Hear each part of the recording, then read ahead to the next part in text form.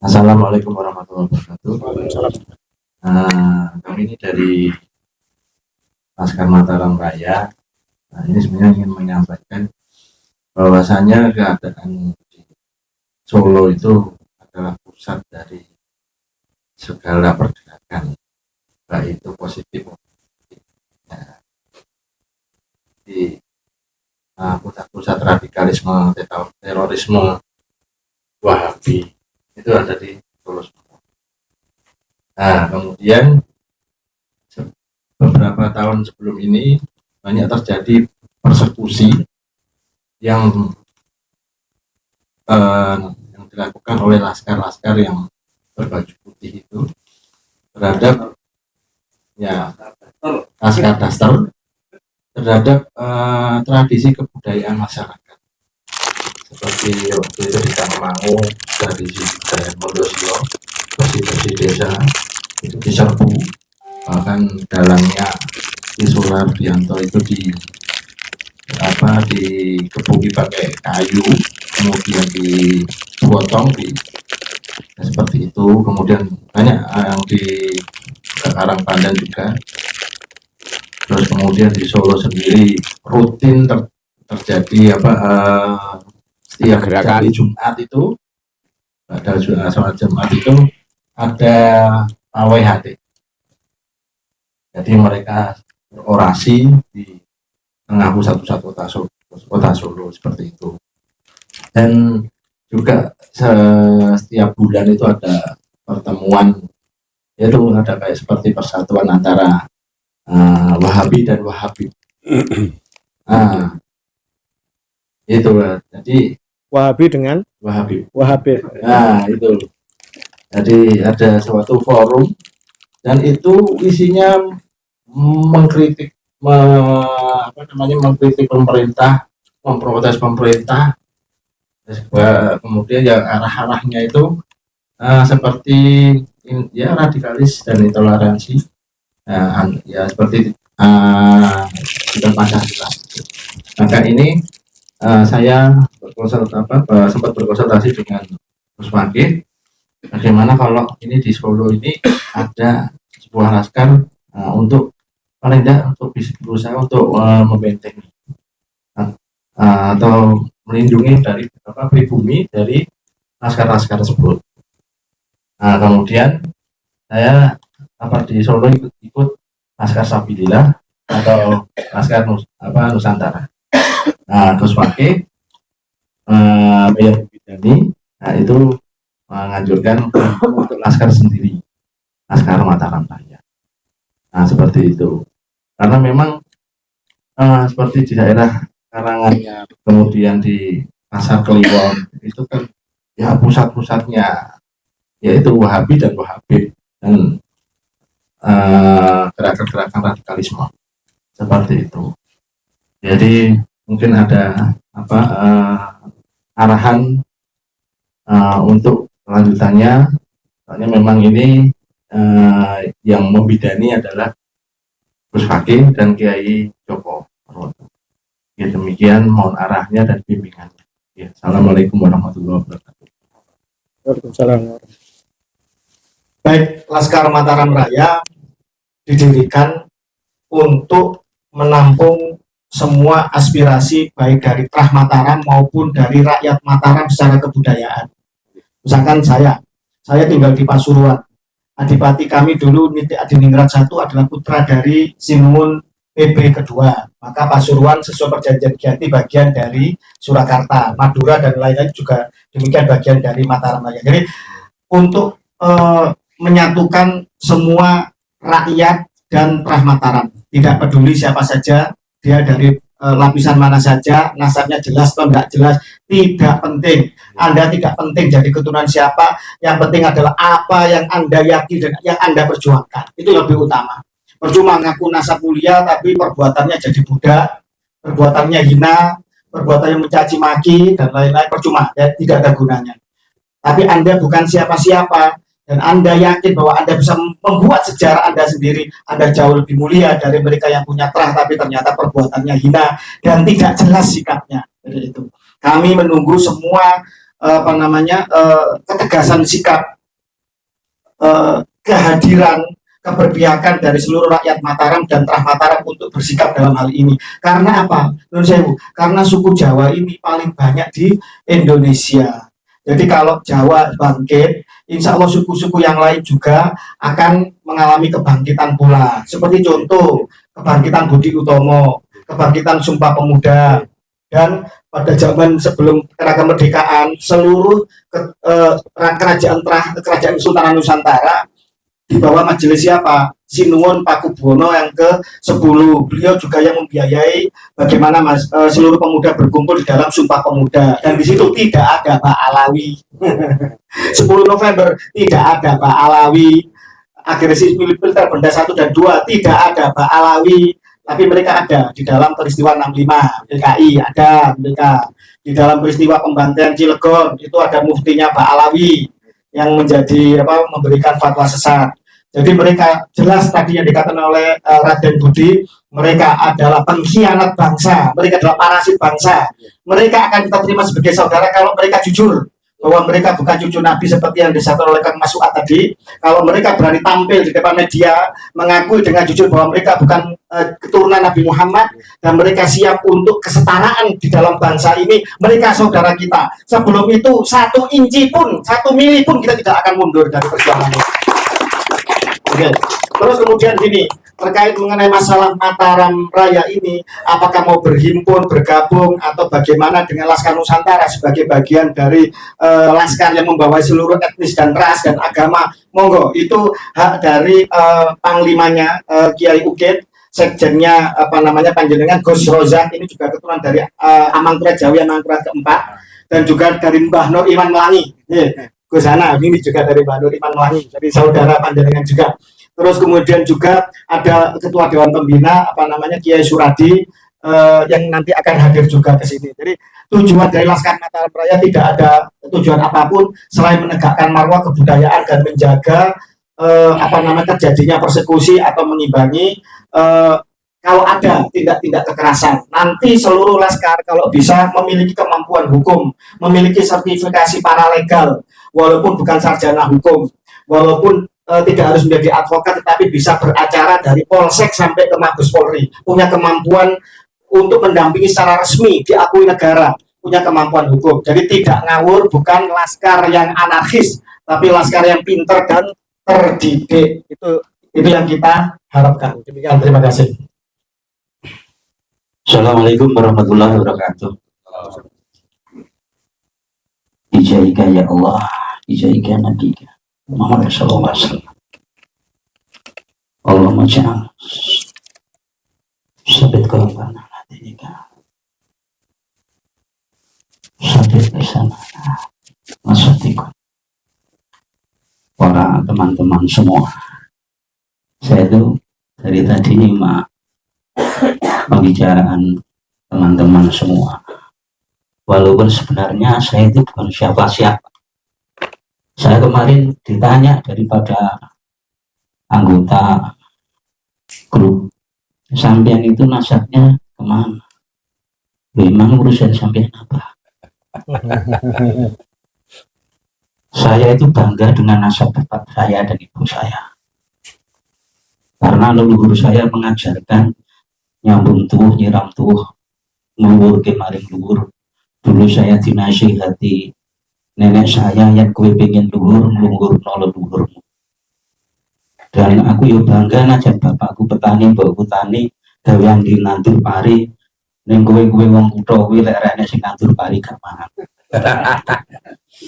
Saya juga bangga najan dulu kakek saya, nenek saya juga bilang kowe ra ketangkep ya turunane petinggi. Mbuh petinggi apa, setelah saya cari literatur zaman ini orang mungkin jadi petinggi kok era trah. Cuma saya nggak bisa ngelacak trahnya kemana. Yang jelas saya trai dukun. Jelas itu kondang di Solo. Mbah saya itu dukun dan punya murid sampai sekarang dukun kondang namanya Mbah Tipo. Yang jelas saya bangga juga dukun, karena bagi saya dukun itu memang sesuatu yang dibikin Allah untuk ngomong titahe sing ngono-ngono kuwi sing madai sapa? Lek arep marja karo para kiai wong ora kenal kiai, kenale karo dukun, ya marjae maring dukun. Dan alhamdulillah bae kula ngopeni lonte barang diopen. Dengan ngerti silir. Itu len ora laris, ya mlayune ning mbahku. Ning yen loro sing ngopeni ya mbahku. Mula saya bangga dengan leluhur saya, tapi apa? Maidai maring puluh-puluh kowe duwe nasab sing luhur, awakmu ga iso ngluhurno leluhurmu. Puluh-puluh kowe dadi anake wong tani ning maidai. Awake dhewe sudah tahu juga khairunas anfa'uhum linas. Ini dari saya, kula jane lek diarani panglima niku rada wedi. Karena bukan ini, karena kita tahu konsekuensi daripada seorang panglima. Ya tumenggung ketoprak ten malah benak. Medun oleh bayaran. Tapi kalau panglima, padahal di di kesepakatan itu tanggung jawabnya besar, resikonya nyawa. Gitu. Tapi karena saya itu yo najan anak wong tani tapi mambu kiai, ning ora kiai mambu, yo saya wani. Saya terinspirasi daripada langkah-langkah guru bangsa Gus Dur. Saya itu termasuk Gus Durian. Saya kemarin sebelum COVID, pertengahan COVID itu sowan Mbak Yeni tapi nggak bisa ketemu karena masih di lockdown itu. Saya itu hanya sedikit ngambil hikmah daripada Gus Dur tentang keberanian beliau dan untuk merevisi pemahaman tentang kualat. Lek wis kualat, Gus Dur kualat dhisik ora apa. Rijek iku teroris lokal. Tapi nyatanya Gus Dur gak kualat. Jadi ojo sampean diwedeni iki doktrin kualat terus sampean terus mengkuret akhirnya dadi dongos mempermalukan. Wong sampean leluhure wong Jawa masih sampean trah tani, sampean trah bedagang, sampean trah apa wae wong Jawa kuwi mesti makarya. Sebab wis dadi falsafah yen ora obah ora mama ngono lho. Karena itu kita juga pakai ayo padha obah gawe sejarah, ojo dadi penonton sejarah. Betul. Kita ukir, kita bikin sejarah iso di napak tilas, gak enek aku napak tilas napak. Kowe gaweane napak tilas, tawe kowe ra ndek tilas. Putumu ra iso nilas tapakmu, asarmu. Maka kita bikin asar, kita bikin sejarah sendiri, sejarah yang baik untuk bisa ditiru anak cucu kita. Allahu Akbar. Kita bagian sejarah bangsa ini, ojo jadi penonton. Gaweane tepuk. Wakeh tunggale ngono. Jiwa satria wani bikin sejarah sendiri, mbok dadine. Itu semangat Gus Dur. Kenapa saya ambil Gus Dur dari semangat itu? Awake dhewe gen wani. Ojo wedi didoktrin kualat. Karena urusan kualat apa jare Gusti? Lho kira wong kae ukit kok diancam, engko tak bunuh lho, engko tak mati. Apa jawabnya Gus Dur waktu mau diancam bunuh? Emang gue pikirin nyawa nggone sapa? Udah selesai. Bener ta Jawa nggone sapa?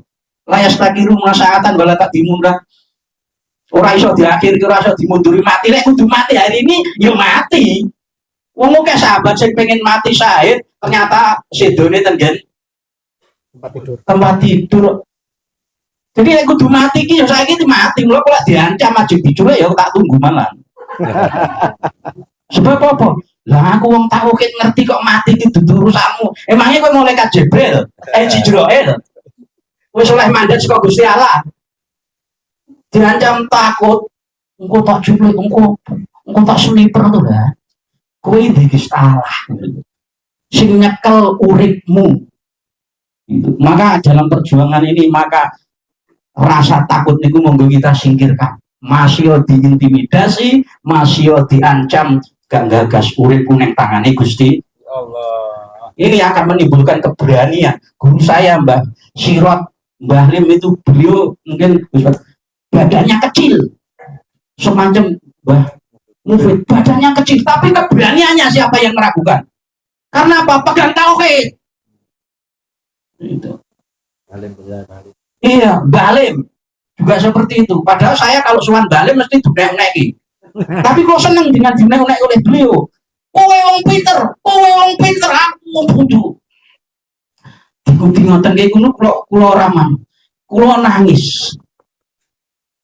Nangis kula saking pondoke Mbah Lim saya mlaku sampai Karanganyar gak krasa padahal mriki genek duit kanggo ngebis iso. Tapi karena apa? Didodok rasa Guru. Sing menimbulkan energi spiritual. Energi spiritual yang tinggi yang bisa membangkitkan apa sing gak dinyono-nyono awake dhewe iso nglakoni. Tapi kita itu biasanya energi spiritual itu muncul lek wis duya-uya utang. Tidak bisa mengelola energi spiritual itu muncul sendiri. Kepepet lagi muncul. Kaya maling duya melompat pager iso, prasane duwirmu kedejayaan. Itu energi spiritual muncul. Wah kita sing sedang halu duwirmu mabur. Itu energi spiritual yang dikelola oleh para pendekar-pendekar akhirnya jadi ilmu yang macam-macam itu. Ini kan ilmu nih pendekar itu pendekar Mbah Lim pendekar Mbah Lim Mbah Yai Mufid pendekar itu tahulah ilmu seperti itu. Sing kula harapkan cuma itu monggo sarang-sarang kita berjuang dan perjuangan kita terus terang kalau merungkapkan Ba'alwi niku min jumlati perjuangan kita. Bagian daripada perjuangan kita. Perjuangan kita yang terbesar adalah mengangkat harkat dan martabat identitas bangsa kita yang sudah mulai dihancurkan oleh mereka. Dan tujuan grand desainnya panjenengan sedaya sampun tahu ingin menguasai kebudayaan kita dengan didegradasi nilai-nilai dikafirke, diseneke, dipinake. Jadi pergerakan laskar-laskar niku yang enten nonton niku ya wani maju bentengi. Mboten masalah urusan Bali saja yang kita urusi, masalah niku kita jadi biar kita biar ragu. Untuk masyarakat kita sing kundangan ya tetep wani kundangan, sing suran ya tetep wani suran, sing wayangan ya tetep wani wayangan, ora wedi dilok-lokno, ora wedi dibetah-betahno, ora wedi digeruduk. Yang diceritakan beliau itu nyata.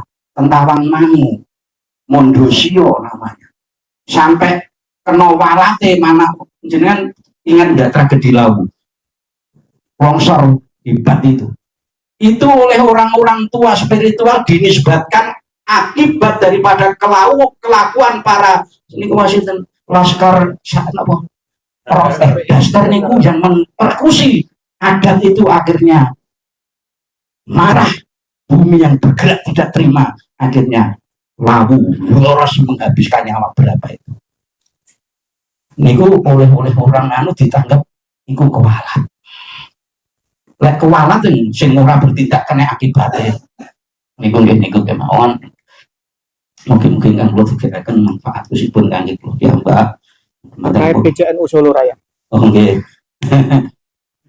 Kanca-kanca YouTuber mungkin sing di rawuh di Cirebon barangkali loh nggak asing karo raiku. Gara-gara itu saya itu dibully habis-habis. Kok mengatasnamakan PJNU Solo Raya. Lu aku ya pergerakan dari tahu ilmu ngono gue dari intrik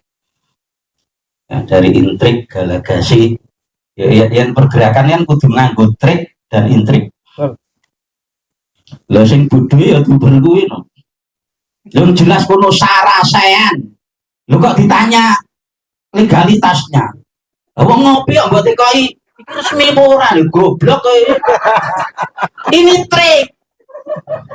Sampai wingi dari kanca-kanca PCNU itu, lho Solo kuwi gawe guyone ditanggapi gegerke wong sakmono. Apa meneh tenanan? Akhirnya jadi tenanan kok jadi guyon. PCNU secara isen akhirnya merespon tenanan, secara organisatoris merespon. Itu saka apa? Saka guyon. Lu guyone ditanggapi kanthi tenanan apa meneh kok Solo kok wani tenanan. Solo Raya, Wonogiri. Dah resmi itu. Sing jenengan arep-arep takloke oleh YouTuber itu resmi. Keputusan resmi ora kok kaya wingi. Iku namung bagian trik dan intrik gitu. Iku skenario ini juragan besar.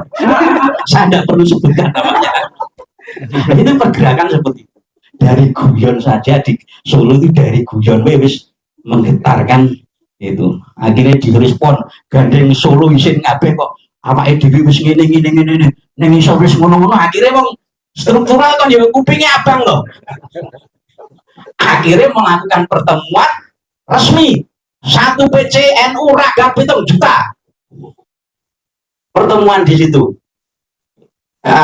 Akhirnya ngundang Kiai Imat orang tanggung-tanggung itu. Struktural yang ngundang. Itu. Mula dari guyon aja direspon seperti itu. Saya berharap dari yang resmi ini nanti akan direspon lebih besar, yang lebih besar, karena Surakarta itu resonansinya sangat besar. Ibu Gemawon. Hasilnya apa? Intinya apa? Pertemuan kesepakatan PCNU Solo Raya. Monggo. Ya, Pak tahu. Aku kok mesti dibully mana? Oh, enggak usah. Lah mulai awit demben ora tahu masuk struktural. Walaupun orang struktural tahu siapa saya. Wong warai guru kula ngono kowe dadi wong pinter. Ya senenge nyating-nyating sing gerak dia tapi sing nandangi ganjarane kowe. Gitu misalnya kula nularke ilmu ten niki kowe dadi panglima. Kalau dia berbuat baik, saya kan ikut ganjaran aku. Walaupun saya turu, dia masih berjuang di medan tempur, saya dapat jariahnya kan. Dari kiai saya ini, kowe dadi wong pinter ngono kuwi. Termasuk saya itu dipinteri Den Joko itu. Udah saya seperti pengen kayak Den Joko. Ini karena Den Joko sudah mendoktrin saya langsung Panglima lho, kok kelabahan. Teoriku tak, ini teoriku. Terus saya begitu saya konfirmasi sama beliau, ya wis nek ngono aku. Ya wis nek ngono aku. Dari kemarin dari PCNU Solo Raya itu mulai yang karena itu sudah resmi ya, akhirnya yang berani untuk merespon pertama itu PCNU Wonogiri. Dari situ saja sudah ada bulian. Saya itu sudah di pulau wajah pulau tenggene poro niku pun Yahudi di apa kami profiling pulau niku Habib Yoyo niku Habib Yoyo lah segar jadi profiling sama mereka iki sopo tuh gue ngerti lah iki sopo yang pertemuan di Peking itu kan wajah-wajah ini yang Surabaya otomatis dia carinya di sana referensinya yang Solo kan iki sopo toh otomatis mau bikin yang dirasain kena saya itu nah, mereka mulai menteror delala sing diteror aku langsung tak parani opo karemu terus dari Wonogiri juga karena di Wonogiri ada keputusan yang resmi seperti itu dan akhirnya jadi sebuah realita yang nyata saat bebek bikin acara gak ono sing teko akhirnya apa ngamuk nek jare wong alim kok ngono ngamuk lho ngamuk kayak jenengan mesti wis diundang jenengan youtuber ngamuk datangi Rois Surya datangi salah satu yang didatangi Rois Surya saya Kiai Ajis langsung saya datangi Kiai Ajis waktu saya datang beliau gerah saya nggak bisa bertemu cuma saya hanya waktu saya datang niat saya Yai jenengan dipersekusi apa betul ya dipersekusi saya akan labrak yang namanya Habib itu tak datangin karepmu piye cuma itu saja itu ternyata Rois Surya saya lebih gendel dari saya jawabannya apa pada BBB itu ngancam kan Rois Surya saya alumni Lirboyo nanti kamu tak laporkan pada Pak Yai jawabannya apa nak Rois Surya ini kayak ngomong. Kendel. Saya nggak nyangka kalau usia saya itu saya kendel. Saya itu sampean gak usah kayak ngomong, sampean gawe pengajian dewi. Babi-babi biku kumpul aja ngaji sana putune, ojo ngundang kiai. Wis gawe kalau pengajian forum babi-babi ngaji ayo bir satu turunane. Ngaji nenek pengajian apa?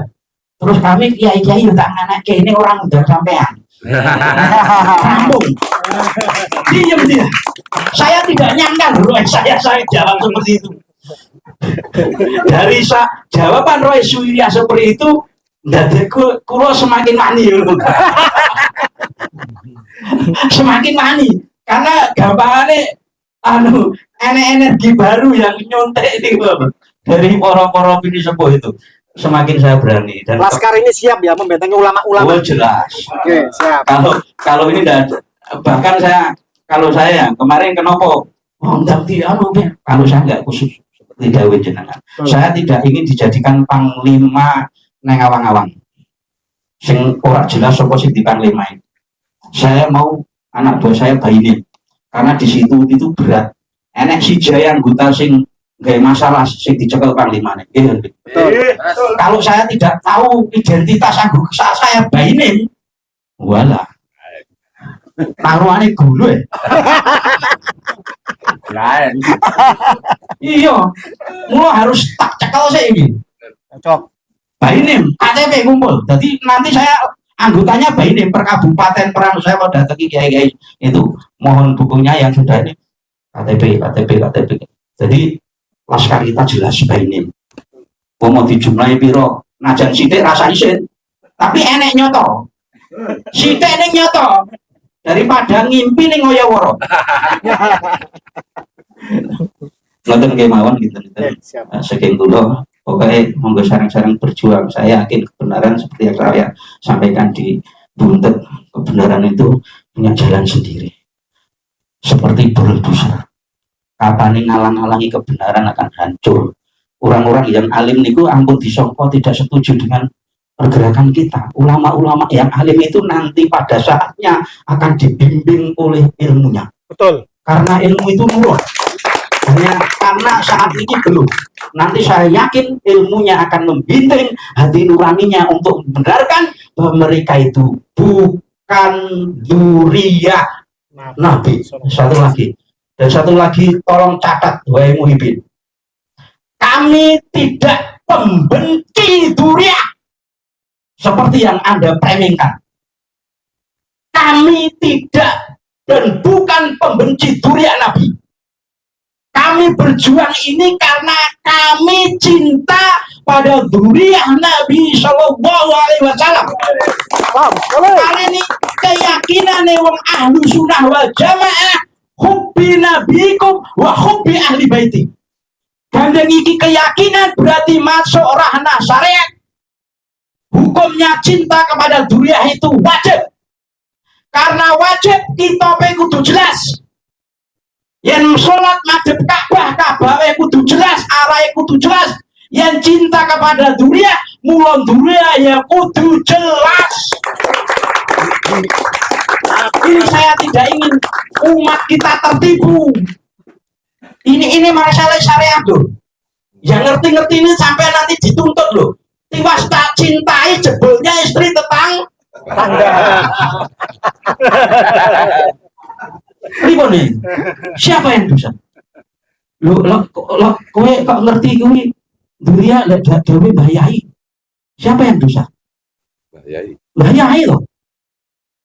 Malah ini tanggung jawab kita. Tapi saya yakin kiai-kiai kita alim pada saatnya nanti beliau akan dibimbing oleh kealimannya karena al-ilmu nurun. Betul. Ilmu adalah cahaya. Hanya saat ini belum. Sabar kemawon. Ono wayahe kabeh. Ngaten kemawon. Wallahu muwaffiq ila aqwamit thoriq. Assalamualaikum warahmatullahi wabarakatuh. Waalaikumsalam. Ya, matur suwun. Ini